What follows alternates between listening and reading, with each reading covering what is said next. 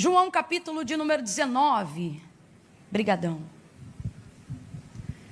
A partir do versículo 24 em diante. Glória a Deus. Evangelho de Jesus, segundo escreveu João, capítulo 19, versículos 24 em diante.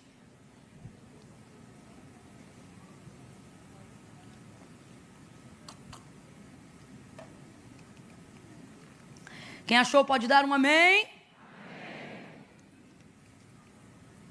Diz assim o texto: disseram uns aos outros: não rasguemos, mas lancemos sortes sobre ela, para ver de quem será.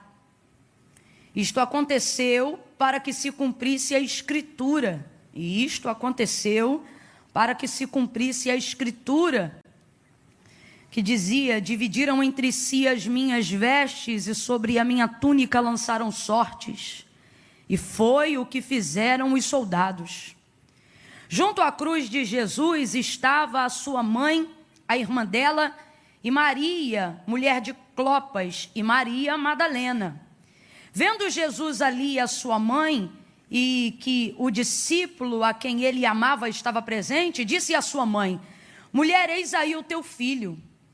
Depois disse ao discípulo: eis aí a tua mãe.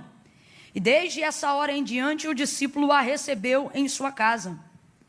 Mais tarde, sabendo Jesus que tudo estava consumado, e para que a Escritura se cumprisse, perceba, e para que a Escritura se cumprisse, disse: tenho sede. E estava ali um vaso cheio de vinagre, e embeberam de vinagre uma esponja, colocaram-na numa vara de ísopo e chegaram-na à sua boca. Quando Jesus recebeu o vinagre, disse: está consumado. E inclinando a cabeça, entregou o Espírito. Como era o dia da preparação, os judeus, para que os corpos não ficassem na cruz durante o sábado, porque esse sábado era um grande dia, rogaram a Pilatos que lhe quebrassem as pernas e fossem tirados os crucificados. Foram os soldados e quebraram as pernas do primeiro e a do outro, que com ele fora crucificado. Mas, chegando-se a Jesus e vendo-o já morto, não lhe quebraram as pernas. Contudo, um dos soldados transpassou-lhe o lado com uma lança, e imediatamente saiu sangue e água. E aquele que viu isto testificou que o seu testemunho é verdadeiro, e ele sabe que é verdade o que diz, para que também vós o creais. Verso 36. E estas coisas aconteceram para que se cumprisse a Escritura que dizia: nenhum dos seus ossos será quebrado. E você diga amém por essa palavra. Glória a Deus. Oh, aleluia. Põe a mão sobre o seu coração, deixe sua Bíblia aberta sobre o seu colo. Oh, aleluia.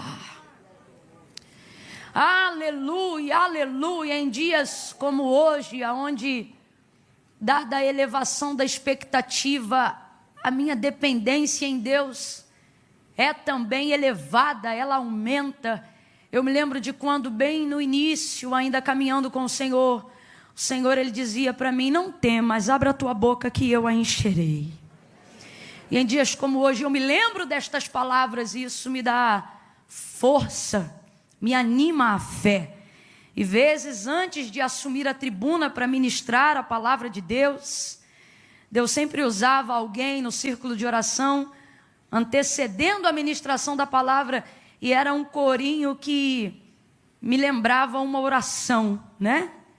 É uma oração cantada, na verdade.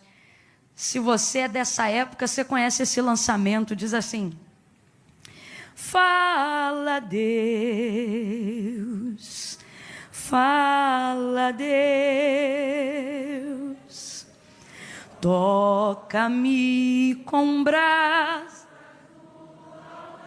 Faça disso uma oração, diga: fala Deus, fala Deus, sim, alegre atendo ao teu. Fala Deus, fala. Feche os teus olhos, curve a sua cabeça. Fala Deus. Fale com Ele. Toca-me com brasas do... Faça disso uma súplica, peça. Fala, Deus. Fala,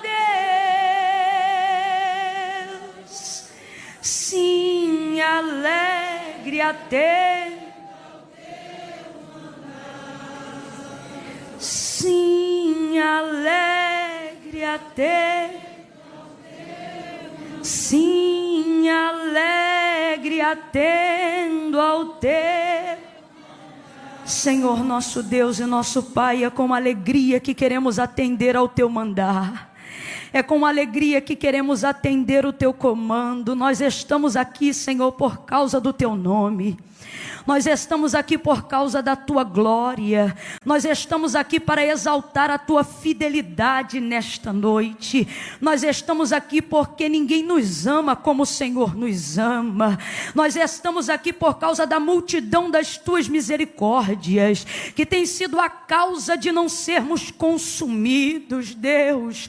Quantos levantam pela manhã e à tarde já não são, mas nesta noite, como Davi, nós podemos erguer um altar de adoração e tributar a ti toda a honra e toda a glória que é devida ao teu nome, porque nós deitamos, dormimos e estamos de pé, porque só o Senhor nos faz habitar em segurança. Quantas vezes tu tens sido abrigo seguro, quantas vezes o Senhor tem sido o nosso chão, o nosso sustento, a nossa força. Quantos aqui nesta noite vieram do trabalho, outros pegaram trem, alguns vieram de carro, alguns no conforto, outros vivendo um revés da vida, mas todos estão diante do teu altar, Senhor. Todos estão diante da tua grandiosa presença, não porque queremos ouvir apenas uma palavra motivacional, não porque queremos administrar apenas um culto, mas porque precisamos ouvir a tua voz para termos a paz que excede todo o entendimento. É a tua palavra que orienta e que governa a nossa vida. Quantas vezes a nossa esperança já não foi renovada pelo poder da tua palavra? Tu és o mesmo e não mudaste, o Deus de Abraão, o Deus de Isaac, o Deus de Jacó, e por isso nós viemos aqui, porque tu também é o nosso Deus. Graças ao sangue do teu filho vertido na cruz do Calvário, agora eu elevo a minha voz em oração a ti, junto com a tua igreja, e não estou preocupada com técnica nem com oratória. Eu estou preocupada em que o Senhor manifeste a tua vontade de acordo com o teu querer. Trabalha nos nossos corações, continua falando conosco. Levanta aquele que entrou hoje aqui perturbado, caído, liberta aquele que está sentindo-se oprimido, aonde houver uma dor agora no organismo e no corpo, alojada, querendo desvirtuar a atenção desta pessoa para ouvir a tua palavra. Neutraliza, cancela toda a obra do mal nas regiões celestiais, ou que seja no corpo físico, espírito, alma e corpo. A tricotomia de cada jovem, a tricotomia de cada criança, a tricotomia de cada ancião. Aqueles que estão acompanhando ao vivo agora pela internet, passe em revista.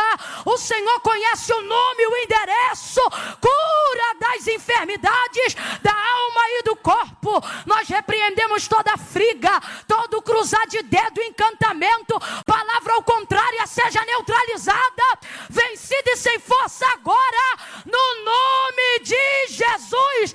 Fala no profundo.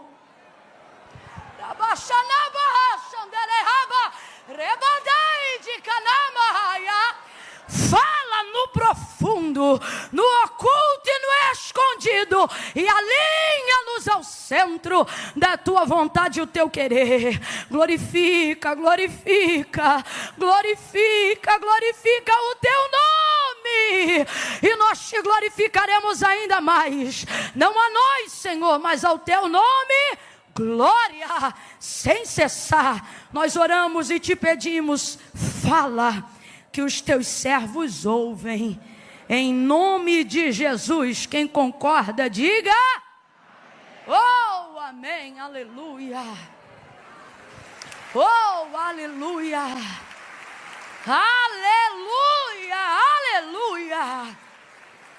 Muita gente sendo curada hoje aqui. Aleluia. Oh, eu acho que você não me ouviu, eu vou falar de novo.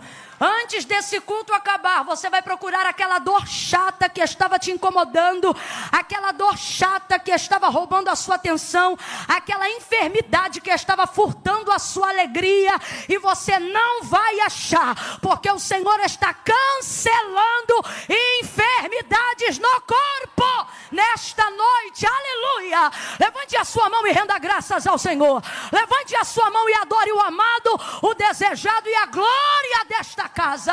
Oh, aleluia, aleluia, aleluia, aleluia. Meu Deus, oh glória. Eu vou contar de 1 a 3, e quando eu disser 3, você vai liberar uma palavra que determina o rumo profético daquilo que eu acredito que o Senhor nos confiou como verdade para esta noite.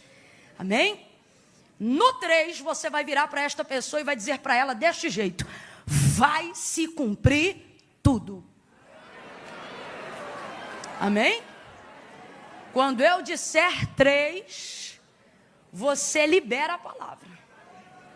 Qual é a palavra que você vai liberar? É 1, é 2, é 3, vai! Agora para o outro vizinho, vai! Oh, aleluia, aleluia! Porque esta palavra é fiel e verdadeira. Porque Deus não é homem para que minta, nem filho do homem para que se arrependa. Falaria e não cumpriria? Oh, diria algo que não fosse capaz de fazer? Como cantou Maria, nós também profetizamos nesta noite. Porque para Deus não há impossível em nenhuma de todas as suas promessas. Aleluia. Oh, aleluia, aleluia, aleluia. Deus tem me ensinado que a fé não foi feita para sentir, foi feita para saber. E falando isso, eu já quero liberar uma palavra aqui sobre a sua vida, pelo menos a priori, a princípio, no início da disciplina da fé, porque toda virtude que nós temos precisa ser disciplinada. Toda virtude que nós temos precisa ser doutrinada, porque o corpo, na sua carne, para Deus, voluntariamente não opera nada. A carne é egoísta, ela só milita em prol dela mesma. Então, quando há o despertar de um dom, ou a manifestação de alguma virtude, seja ela a humildade ou alguma outra coisa, isso precisa ser disciplinado. Então, estou falando sobre o início da disciplina da fé. E pelo menos a princípio falando, eu gostaria que você gravasse isso na sua mente. A fé não sente, a fé sabe. E é muito importante que você tenha isso em mente. Uma fé que está acima de uma esfera sensorial. Porque uma fé sensorial, ela pode ser até interessante enquanto o culto está rolando. Mas ela não tem eficácia o suficiente para a vida. Por quê? Porque aonde é que fica essa fé depois que o culto acaba? Eu vou falar bem rasgado, todo mundo vai entender. Eu não duvido. Pelo contrário, a sua presença aqui nessa noite é a maior comprovação e confissão pública de fé de que você crê. Senão você não viria a este culto. Mas na maioria das vezes a nossa fé, ela é certa por ser verdadeira, mas por estar sendo executada na área errada, até aquilo que era para dar certo dá errado. Não por falta de fé, mas por estar utilizando uma fé genuína no lugar errado. Ou, em outras situações, por estar achando que se tem uma fé genuína, quando na verdade tudo que se tem é uma fé sensorial, uma fé motivacional. Você fica animado enquanto o louvor está cantando, você crê. Você se anima enquanto a palavra está sendo pregada. Mas depois a sua vida oscila igual um gráfico de um cardiograma. Ora lá em cima, ora lá embaixo. Porque você precisa ser motivado o tempo todo pelo que você sente para você passar a crer. E uma fé que é governada por sentimentos não é o suficiente para te dar estabilidade. Não é o suficiente para que você venha provar de uma vida de milagres. O que disse Jesus para Marta? Se credes, verás a glória de Deus. E ela tinha fé. Marta, por exemplo, tinha muita fé. Eu já falei sobre isso aqui. Quando Jesus chega na aldeia de Betânia, depois de Lázaro 4 dias já morto, Ela diz assim: se tu as tivesses aqui, o meu irmão não teria morrido. Ela tem uma fé verdadeira, mas conjuga no passado. Ou seja, eu creio tanto que a vida de Lázaro estava na tua mão, que se o Senhor estivesse, olha isso, conjugação do passado, está dizendo, se o Senhor estivesse aqui antes, ou seja, eu tinha fé para antes, meu irmão não teria morrido. A fé dela em Jesus é verdadeira, mas ela aplica conjugando no passado. E fé no passado não resolve nada. Fé no passado não resolve nada. Aí Jesus libera uma palavra que traz ela para cá. E diz assim para ela: Marta, teu irmão vai ressuscitar. Só que ela pega a fé, tira do passado e joga direto para o futuro. Ela diz: eu sei, naquele grande dia, foi longe demais. Ou seja, a fé é verdadeira. Eu sei, na conjugação do grego em João 11, significa eu creio. Ou seja, a fé ela tem, mas está conjugando no tempo errado. Ou ela tem fé no passado, ou ela tem fé no futuro. Mas Jesus olha para ela e diz: Marta, se credes, verás a glória de Deus. Quando? No passado? No futuro? Aqui, hoje e agora. O que ele está fazendo? Ele está corrigindo a fé de Marta, dando a ela expectativa. Agora presta atenção, eu vou entrar em João, mas eu preciso preparar a sua mente para o que diz a palavra do Senhor em João 19. Perceba isso. Jesus, quando sai da aldeia de Betânia, já toma uma decisão: eu vou ressuscitar Lázaro. E ele precisa do conselho de alguém para tomar essa decisão? Ele precisa da fé de alguém para tomar essa decisão? Muito antes de animar os discípulos para irem a Betânia, muito antes de animar Marta a crer, muito antes de corrigir a expectativa da fé da sua irmã Maria, ele já havia decidido muito antes de chegar na aldeia de Betânia. Ele disse: Lázaro está morto, mas eu vou ressuscitá-lo. Então preste atenção, Jesus não está trabalhando com a fé de ninguém para decidir se opera um milagre na vida de Lázaro. Ele já decidiu. Mesmo assim, ele vai animando a fé de todo mundo, para que as pessoas possam caminhar até a realização desse milagre com ele. E é exatamente a mesma coisa que ele tem feito conosco. Preste atenção. O capítulo onde nós lemos o momento do Calvário, a crucificação de Jesus Cristo, vão haver 4 menções, das quais 3 em João 19. Nós separamos nesta noite, onde o texto massifica, falando que algumas coisas, mesmo que fossem tristes, pesadas e outras triunfantes, todas elas, segundo o relato de João, que foi testemunha ocular do episódio do Calvário, determinam que aconteceram pela batuta orquestrada da palavra. Se você substituir a palavra escritura por palavra, é basicamente o que o texto está dizendo, que tudo o que aconteceu diante de Jesus, ou com Jesus, no momento do Calvário, aconteceu para embasar as palavras liberadas pela boca do profeta Isaías. Quem ainda está comigo, diga amém. Tudo que parecia avesso, tudo que parecia inverso, tudo que parecia incerto, e até o que demonstrava medo, insegurança, tristeza, vergonha e dor, João vai pontuar cada uma dentre as 4, e nós escolhemos hoje aqui 3, aonde ele deixa claro dizendo: isto aconteceu para se cumprir a Escritura, e isto aconteceu para se cumprir a Escritura, e isto aconteceu para se cumprir a Escritura. Veja como a palavra de Deus é quem vai determinar tudo aquilo que vai acontecer na vida do próprio verbo vivo feito em carne. O que eu estou querendo dizer com isso e o que isso tem a ver com fé, você vai entender agora. A maioria de nós que estamos aqui, sem dúvida nenhuma, temos fé. Complete aí para mim: nós temos fé. Nós temos fé. Mas não pode ser uma fé sensorial, uma fé que só sente. A fé verdadeira não está baseada no sentir, está baseada no saber. Porque se eu tomo decisões, ou se eu interpreto as circunstâncias que se movem ao redor de mim na minha vida, baseado somente naquilo que eu sinto, hoje eu creio, amanhã eu não creio. Hoje eu tenho força, amanhã eu não tenho força. Se está tudo bem, eu fico legal. Se de repente a porta se fecha, eu me entristeço. Porque eu estou deixando os meus sentimentos governarem a minha vida. Aonde nascem os sentimentos? Na alma. E a fé está ali? Não, a fé é motivada pelo Espírito. As rédeas da minha vida precisam estar nas mãos do Espírito. Então, quando o Espírito se manifesta, querendo demonstrar qualquer coisa que é contrário à palavra. Se eu tenho de Deus palavra, consequentemente também terei fé. E darei ao Espírito autonomia para, sujeitando a alma, ele dizendo, segura ela aí. Por quê? Porque não é baseado no que eu sinto, é baseado no que eu sei. Vai ouvindo aí. Então tudo que é seguro, tudo que é estável, tudo que existe e que há, não está baseado prioritariamente na fé, está baseado prioritariamente na palavra. Camila, então o que você está dizendo, que não precisa ter fé? Não, eu só estou dizendo que uma fé que não é baseada na palavra não se sustenta. Ela só dura um culto, ela só dura um louvor, ela só dura uma oração, ela só dura uma noite, ela só dura um período de campanha. E o Senhor te chamou para viver uma vida abundante que vai te conduzir à eternidade.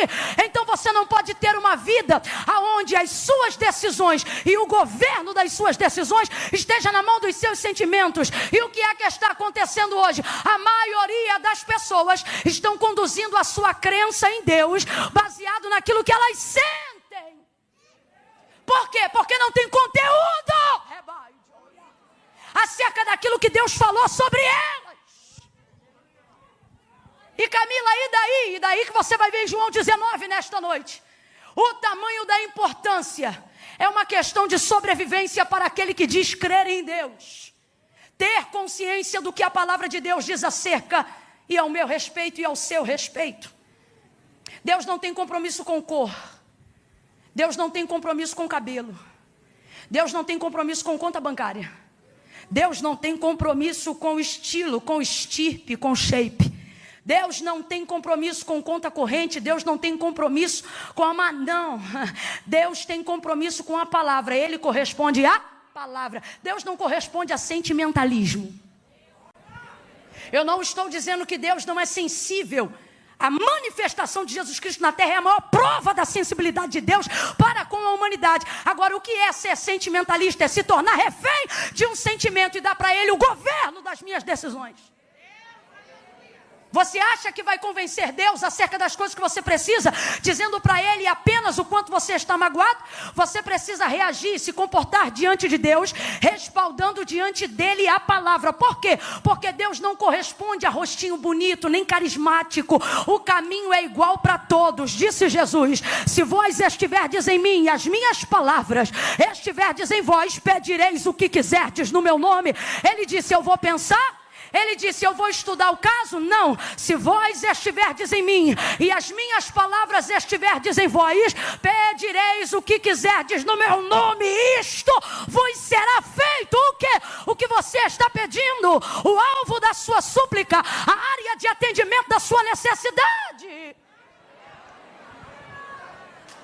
Mas é mais fácil falar do que eu sinto do que falar do que eu sei. Por quê? Porque eu não leio a Bíblia.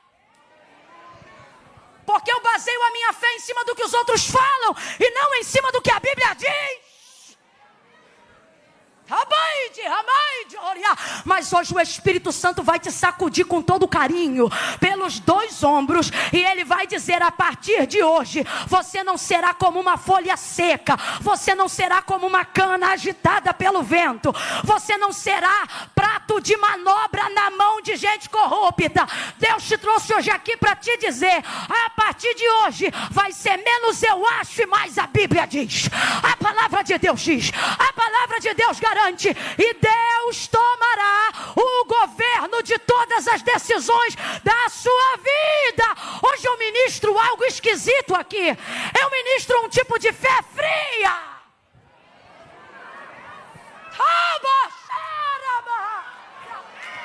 Um tipo de fé fria. A fé da sunamita, por exemplo. A fé de uma mulher que acabou de perder um filho. Único filho. Cumprimento de promessa, predito pela boca de Eliseu, morreu. O texto diz, meio-dia, menino no colo, morreu. Complete aí, por favor, 2 Reis 4, o menino morreu. Aí o que o texto diz sobre isso? Que ela pega o menino, irmão, que é isso? Filho único, Pega o moleque, que a gente acredita já ter aí quase encabeçando 12 anos de idade, porque é o período de idade de quem já pode sair de casa para ver o que o pai está fazendo no campo, no comércio, na empresa, seja lá onde for que ele trabalhasse. Pega o menino no colo, já é estranho uma mulher pegar um menino desse tamanho no colo. Pega o menino no colo, sobe as escadas, porque o texto diz que o quarto de Eliseu ficava no pavimento superior. Quem está conseguindo imaginar a cena? O moleque está morto. Ela viu que não tem mais vida nele. Quando não tem vida no alvo daquilo que eu quero que viva, para Deus não tem problema. Sabe por quê? Porque Ele não depende da fé que você coloca nas pessoas ou que as pessoas colocam em você. Ele só depende da fé que você decidiu colocar nele. Não, eu não sei se você entendeu. Veja, não tem mais vida no menino, mas tem vida na mãe. Ela pega o menino no colo, sobe as escadas, abre a porta do quarto do profeta, deita o menino sobre a cama do homem de Deus. O texto diz que ela fecha a porta. Parece que eu imagino a cena, ela pegando a chave e colocando no bolso. Desce ela as escadas, murcha a barriga e estufa o peito. Porque quanto mais mal alguém tiver, mais necessidade tem de mostrar que está bem. Aí ela vai descendo e diz: marido, chama o servo para mim, manda trazer a charrete e a jumenta. Ele dá ordem primeiro, parceria, e pergunta por quê depois. Aí ele diz: mas vais aonde? Ela diz: eu vou ao encontro do homem de Deus. Ela sabia que ele estava no Carmelo, aonde preservava o mesmo costume do seu mentor Elias, que orava com a cabeça entre os joelhos. Oh, quanta gente perdendo o costume dos joelhos. Deixa isso para outro dia. Aí ela pega a charrete, ela pega o moço da casa, o servo, e ela diz assim para ele: guia, anda e não para. Olha a frieza dessa mulher. Olha isso. Guia, anda e não para, senão quando eu te disser. Duas verdades. Ela não tem condições de dirigir esse carro sozinha. Então ela chama alguém para guiar, mas a direção ainda é dela. Não, olha isso. Não permita com que no momento de vulnerabilidade, porque pessoas sentimentais são assim. No momento de vulnerabilidade, vocês deixam a gente que não sabe do que está acontecendo te dizer para onde você tem que ir. É por isso que você precisa ter conhecimento do que Deus tem ao seu respeito. Por quê? Porque na hora de um momento onde você estiver desesperado, na hora de um momento em que você estiver angustiado, você saberá para onde ir, mesmo quando não puder guiar-se até lá. Ela diz para ele: guia, anda e não para. Sabe o que ele está dizendo? Quem vai dirigir é você, mas a direção é minha. Você vai para onde eu estiver dizendo para você ir. E para onde ela vai? Ela vai ao encontro de Eliseu. Porque já tem ali pelo menos 15 anos de amizade e de relacionamento, no mínimo, jogando por baixo, desde o primeiro dia que ele entrou, até agora que o menino é crescido. E como ela faz isso, irmãos? Porque ela está indo em direção ao Carmelo, onde está o profeta Eliseu. Deus falou comigo isso. Deus disse assim para mim: ela sabe quem ele é, sabe aonde ele está e sabe o que ele pode fazer. Quando você sabe quem é Deus, e agora eu estou falando para você, quando você sabe quem Deus é, sabe aonde Ele está e sabe o que Ele pode fazer, a charrete pode estar na mão de quem for, mas a direção é sua. Vai por ali, vem por aqui, sobe ali, desce ali. Ela chega lá. Agora responda para mim. Responda para mim com inteligência, não precisa espiritualizar, porque hoje é uma das coisas que a gente menos vai fazer aqui, porque eu quero te convencer sobre uma fé real. Uma fé real e não sensorial.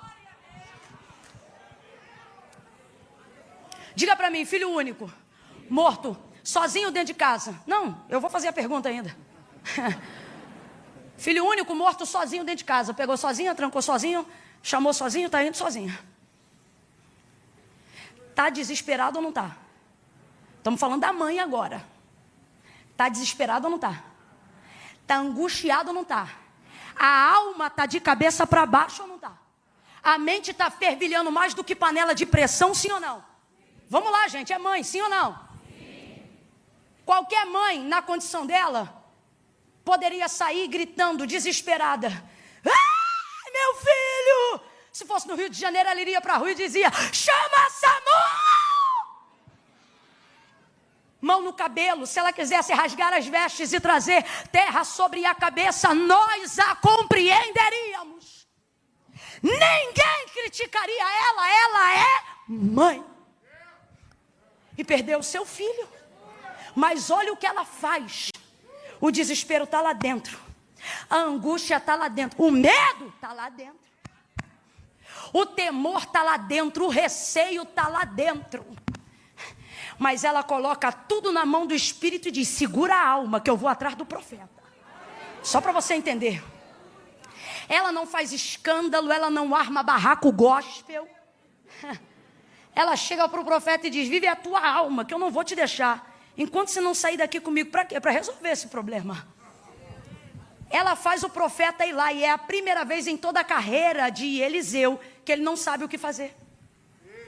A primeira vez.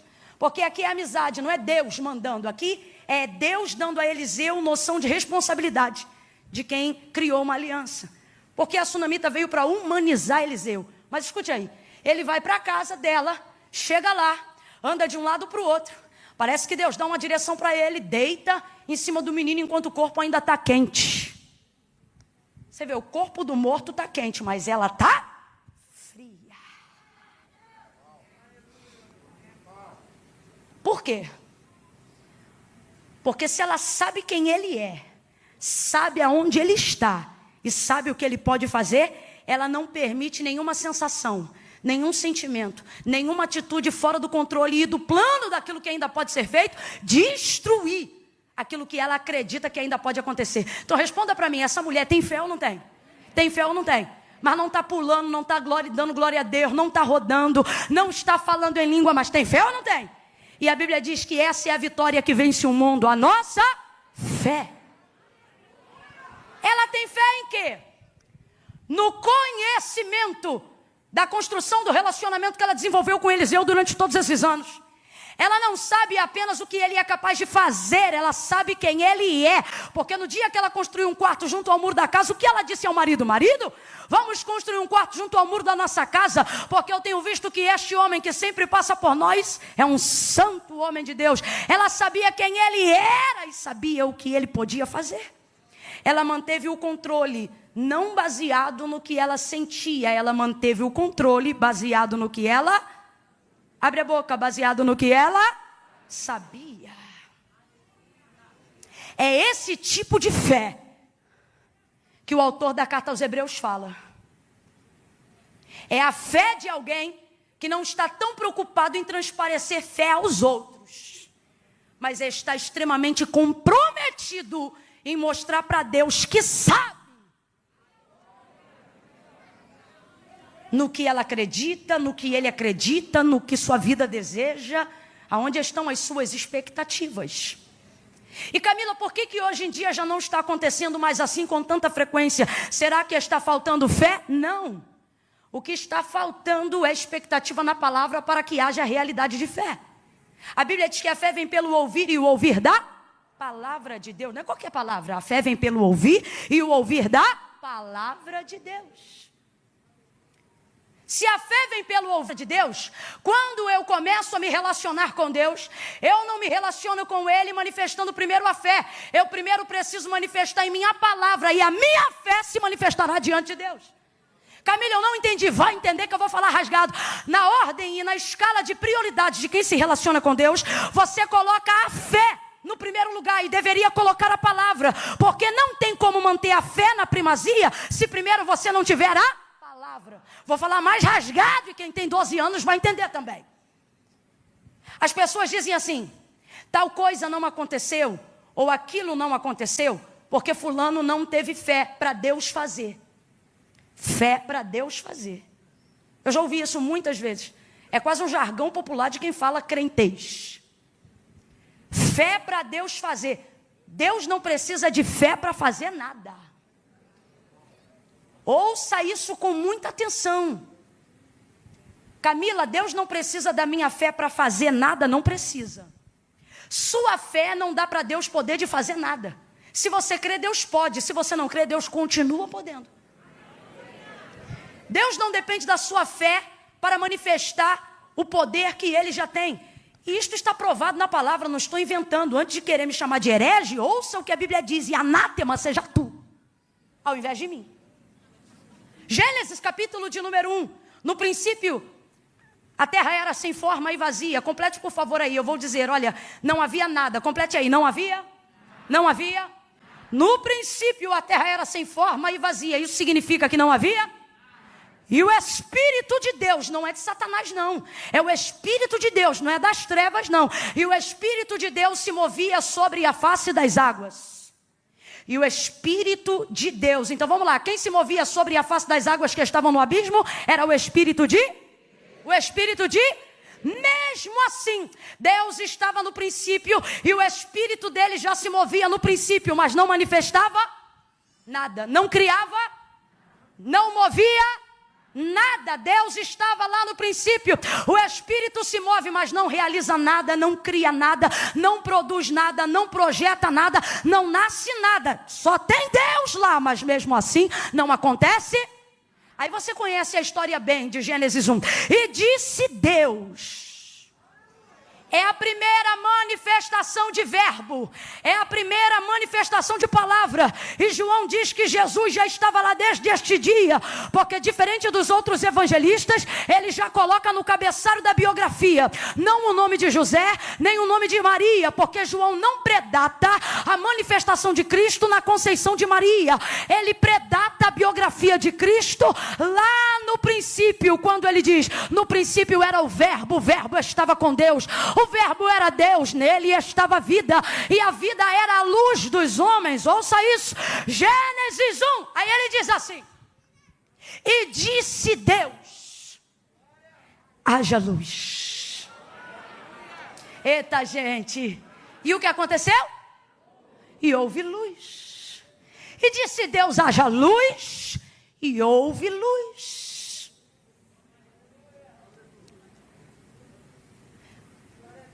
Quando Deus disse, haja luz, quem foi que disse? Amém. Tá ligado?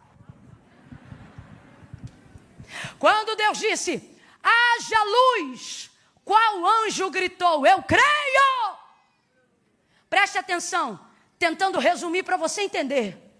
Não há manifestação de realidade de fé em Gênesis 1. O que há é manifestação de palavra. Ninguém disse eu creio, não há manifestação de fé em Gênesis 1. O que há é manifestação de palavra. Camila, o que você está dizendo? Que eu não preciso ter fé? Não. Estou dizendo que é necessário que todo aquele que se aproxima de Deus creia que Ele exista e que Ele é galardoador daqueles que o buscam. Mas quando isto vai se tornar uma realidade? Quando ao invés de colocar a fé no pináculo, eu colocar a palavra. Então preste atenção.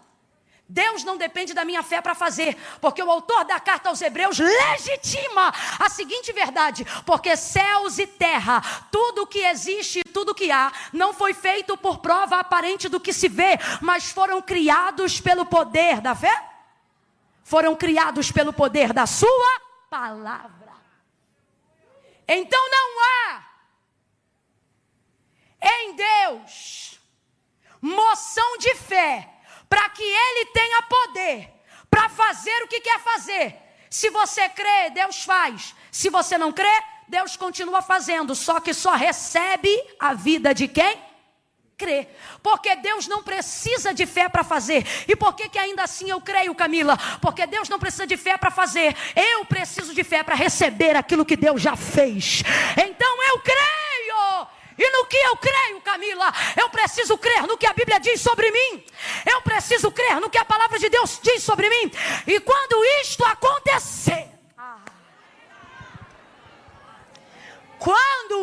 acontecer, o que? Eu tiver consciência do que a palavra de Deus garante ao meu respeito, a minha fé será atestada, será segura, será poderosa, porque ela não andará mais de acordo com o que ela sente. Por ter palavra, ela andará de acordo com o que ela sabe. Mesmo quando eu não estiver sentindo nada, eu venho para o culto. E mesmo quando eu estiver na TPM, eu digo, fiel é Deus que está no céu. E mesmo quando a enfermidade bater a porta da minha casa, ainda num leito eu direi: Ele cura, Ele salva. Por quê? Porque não é uma fé que está baseada naquilo que eu sinto, é uma fé que está baseada naquilo que eu... E ela é poderosa para durar, mesmo depois que o culto acaba. Ela é poderosa para me sustentar ao longo da minha vida. Por quê? Porque a primazia dela não está baseada no que eu sinto, mas está baseada no que a palavra de Deus diz a meu respeito. Por que Deus respondia tão rapidamente a Abraão? Por que Deus respondia tão rapidamente a Moisés? Por que Deus respondia tão rapidamente a homens que Ele usa como príncipes de fé e de obediência? Porque eles não oravam o que sentia. Olha o que eles oravam. Quando eles entravam em juízo para pedir algo para Deus, eles oravam e diziam assim: porque tu disseste. Quando Deus decidiu que ia acabar e exterminar com o povo no deserto, Moisés não disse: Deus, por favor, não. Deus, por favor, eu amo o povo. Não. Moisés colocou diante de Deus sua própria palavra. E Deus sabia que ele faria isso. Deus, na verdade, não estava provando a ele, estava provando o coração de Moisés. E Moisés olhou para ele e não disse o que sentia, simplesmente reproduziu as mesmas palavras que Deus havia dito acerca do povo. Porque tu disseste que faria este povo herdar a terra que jurou aos seus pais. E isso fez com que Deus mudasse a momentânea sentença que aparentemente estava sendo delegada naquela hora diante do povo no deserto. Ezequiel, capítulo de número 37, nós vamos ver a maior realidade do que está sendo dito aqui. Em visão, o Senhor conduz Ezequiel a um vale que estava cheio de ossos sequíssimos. A mão do Senhor o leva ali. Então lhe é perguntado: filho do homem, poderão viver estes ossos? Senhor Deus Jeová, vou traduzir. Sabe o que Ezequiel está dizendo? Sobre o vale eu não sei, mas sobre o Senhor. Sabe o que ele está dizendo? Não vou falar o que eu não sei. Esse vale não sei. Esses ossos não conheço. É basicamente isso. Agora o Senhor eu conheço. Quando ele diz tu sabes, ele está dizendo: a minha fé não está no vale, a minha fé está no Senhor. Aí ele disse assim: então, filho do homem, profetiza. E Ezequiel profetiza o quê? Nada. Ele fica caladinho, esperando Deus dizer qual é a palavra. Porque profeta de verdade não inventa palavra. Ele só procura ser fiel àquilo que Deus já disse, porque a palavra de Deus é o bastante. Aí ele diz: diga-lhe assim, e tem 2 pontos no texto. Diga-lhe assim: vento dos 4 cantos. E aí ele começa a repetir todas as palavras que Deus, o Senhor, estava falando com ele dentro daquela visão. E aí, enquanto a palavra era reproduzida, houve um barulho e um reboliço muito grande naquele vale. Ossos foram se juntando aos seus ossos.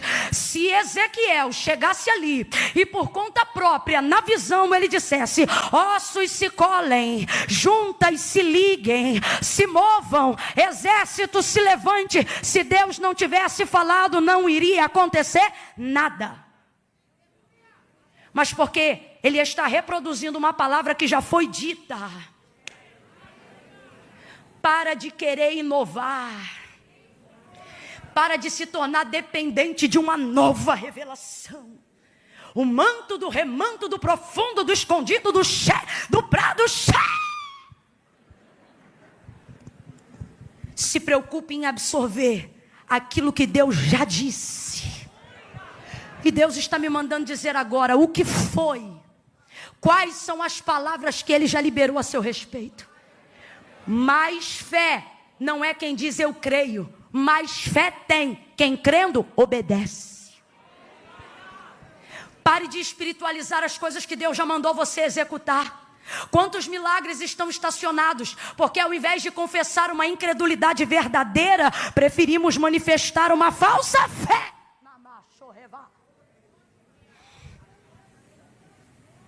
Segunda Reis 4, a viúva: meu marido morreu, credor está na porta.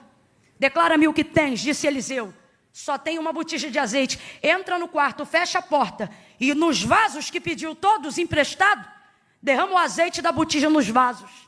Ele disse derrama, palavra de ordem, verbo imperativo. Ele disse vai e derrama. Sabe o que ele está dizendo? Ele está dizendo, vai e faz. Ele não está dizendo creia, ele já está trabalhando com a fé que acredita que ela tem. Por isso ele não diz entra e ora. Ele disse entra e faz. Ah não, vou falar isso aqui. Aí a gente entra no quarto, tá com a palavra, tá com a palavra. A palavra do profeta é, entra e derrama. A gente segura a botija. Quando vê a quantidade de azeite que tem na botija e a quantidade de vasos que está esperando para ser cheio, a gente fecha o olhinho. Senhor meu Deus e meu Pai, eu estou aqui na tua presença e te apresento esta botija. Leva a mão, não vou falar rasgado. Você está espiritualizando o que Deus já mandou você fazer. Sabe por que teve milagre? Porque ela foi lá e derramou. E se você ler direitinho, em casa lê, não acredita, lê. E se crê, lê de novo. O azeite não foi multiplicado dentro da botija. E também não foi multiplicado dentro do vaso. O azeite foi multiplicado no fio do azeite enquanto ela derramava. Camila, eu ainda não entendi. Agora veja bem, se ela chega e começa a orar, pastor Dilton, enche a minha botija, transborda a minha botija, Deus não ia fazer? Porque a palavra não era entra e ora, a palavra era entra e derrama, faz. Aí Deus já falou, coloquei na tua vida unção para curar. Quando vem aquela onda no culto de avivamento, Deus diz que está curando, você sente um monte de coisa. E de vez em lá e chapar a mão em quem Deus mandou você chapar. Aí você fica assim, Deus me dá unção, Deus me dá unção. Deus diz, unção eu não te dou mais, porque eu te dou unção desde o dia que você nasceu. Agora começa a pedir coragem, porque unção para curar você já tem. Mas você não faz, você não toca. Por que não? Porque você prefere espiritualizar. Deus trabalha numa incredulidade sincera, mas não suporta uma fé falsa. Voltou na mesma casa que os discípulos o tinham visto, mas Tomé não cria. Se eu não colocar o dedo nos cravos, não creio. Ah é? Jesus volta na casa de novo. Comeu lá? Não. Bebeu lá? Não. Dormiu lá? Não. Falou mais alguma coisa aos outros 11 ou aos 10, perdão? Também não. Voltou lá só por causa de quem? Tomé, porque disse, não creio. Aí Tomé está lá dentro da casa, aparece Jesus, esperando ele. Ele toma um susto. Senhor! Senhor não, vem aqui. Bota a mão aqui. É porque sou eu que estou falando. Claro que Jesus não falou assim. Estou parafraseando. Senhor, eu creio. Eu creio não, vem aqui, mete a mão aqui. Veja a lança que perfurou. Enfia o dedo no cravo aqui, ó. E aí, agora você crê, Tomé? Agora eu creio. Mas bem-aventurados que não viram, mas creram. Escute isso. Camila, Deus corresponde à incredulidade? Se ela for sincera, ele não corresponde, mas trabalha. Ele vai lá e lapida. É melhor alguém que chega no culto e diz, Senhor, eu vim hoje porque eu quero crer, mas a minha fé precisa ser aperfeiçoada. Eu não estou bem não. Eu estou espiritualizando para não dar de frente com a verdade, que é qual? Que eu sou um crente meia tigela. Eu estou espiritualizando porque a real é que eu não tenho coragem de fazer nada do que o Senhor me orientou a fazer. Se a incredulidade for sincera, haverá chance. Mas se a fé for falsa, pode vir 7, 14, 21. Não vai acontecer. Estou sendo sincera. Agora, vou lá, estou sentindo de ir não, mas eu vou lá porque eu sei. Por isso Paulo não disse, ofereça um culto espiritual para Deus. Ele diz, vem para o culto e ofereça um culto racional. Vem aqui e coloca diante de Deus o que você sabe, o que a Bíblia diz. Camila, isso é afronta? Não. É entrar em juízo com Deus, é anunciar a sua palavra, é dizer, Deus, eu estou aqui porque a tua palavra diz assim, a tua palavra diz assado, e a tua palavra diz isto, e a tua palavra diz aquilo, e por isso eu vim. Fechando em João 19, porque eu pareço doida, mas não sou. Verso 24. Quando os soldados rasgam as vestes e lançam sorte sobre a túnica, João termina o verso 24 dizendo assim, quem fizeram isso foram os soldados. Olha o que acontece na vida de alguém que é norteado pela palavra. Olha o que a fé de alguém que é embasada na palavra faz com tal pessoa. Foram os soldados que fizeram isto. Isto o quê? Rasgaram, tiraram, desnudaram. É momento de vergonha ou não é? Vamos lá, gente. É vitupério ou não é? É vergonhoso e constrangedor, sim ou não? Vem, igreja, sim ou não? Sim. Só que João diz assim, mas isto aconteceu para que se cumprisse a Escritura. Vamos substituir pela palavra, para que se cumprisse a... E aí João repete a palavra que está escrita pela boca do profeta Isaías, que foi dita muitos e muitos anos antes deste fatídico dia chegar. Sabe o que João está dizendo? Porque eu sei o que a palavra diz sobre o que isso está acontecendo. Foram os soldados que fizeram, mas eles só fizeram porque a palavra diz que eles fariam isso. Ponto número 1. E serão só 3. Quando eu tenho em Deus a palavra, eu não transfiro para ninguém aquilo que eu sei que só está acontecendo porque a palavra de Deus se mantém no governo. O que está acontecendo aqui é bom? Não. O que está acontecendo aqui é legal? Não. O que está acontecendo aqui é confortável? Não. O santo, o cordeiro imaculado, inocente, está sendo vituperado, tendo vestes rasgadas e achacotado diante de uma multidão. Mas o texto diz, os soldados fizeram, mas só fizeram porque a palavra disse. O que é isso? Governo máximo. É acreditar que até quem se põe diante de mim como adversário... A banda da Cleidiane sobe aqui rapidão pra gente já ir terminando. Cadê? Tua banda tá aí? É acreditar que se eu estou debaixo de uma palavra, até os adversários e circunstâncias adversas e pessoas que se colocam como inimigos estão trabalhando igual ponteiro do relógio. Elas estão trabalhando para fazer cumprir aquilo que Deus liberou sobre a minha vida. Levante a sua mão. Eu estou declarando esta palavra sobre a própria palavra de Deus. Estenda ela bem alto. Agora traga ela sobre sua própria cabeça. Quando você tem a palavra, eu não preciso dizer diretamente sobre você. Você tem o mesmo poder delegado que está sobre mim. Traga a sua mão sobre a sua cabeça. Se tu tens fé para isso, vem. Se não tens, vem na minha fé que eu vim crente. Pegue essa mão, faz assim agora. Atmosfera circular, governo e totalidade. Diga comigo, diga eu estou debaixo de uma palavra. Faz isso sem encostar no teu irmão e diga, você está debaixo de uma palavra. Sua casa está debaixo de uma palavra. Teu casamento está debaixo de uma palavra. Os teus filhos estão debaixo de uma palavra. Tua vida espiritual está debaixo de uma palavra. Deus tem palavra para a tua alma. Deus tem palavra para o teu corpo. Deus tem palavra para as tuas emoções. Deus tem palavra para o teu espírito. Ouça, Ele tem palavra para os teus negócios. Ele tem palavra para a tua vida espiritual. Ele te trouxe hoje aqui e Ele está dizendo, não ande a ermo, ande direcionado. Você está debaixo de uma palavra. E por isso vai se cumprir tudo.